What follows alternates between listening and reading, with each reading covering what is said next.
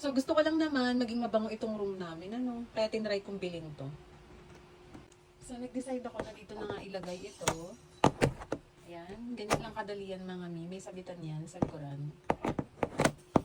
So, ito yung pinaka-perfume niya. Ilalagay natin yan dyan.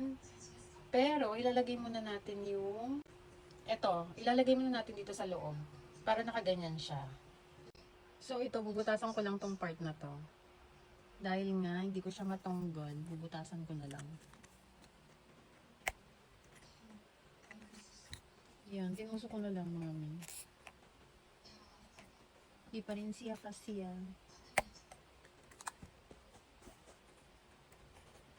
Yan.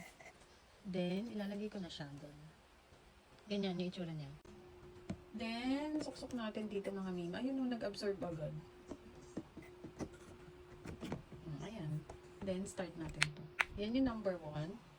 Ito yung 2, 3, 4, 5, 6.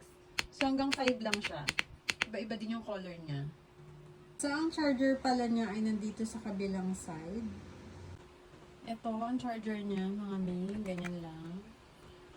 Then, ito na yung saksakan.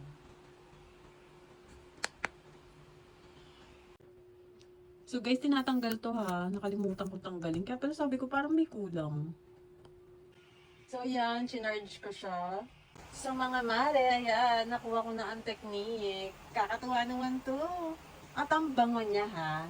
Hindi siya biro. For as low as 39 pesos, ilalagay ko na lang ang yellow basket nito mga mi. Bye!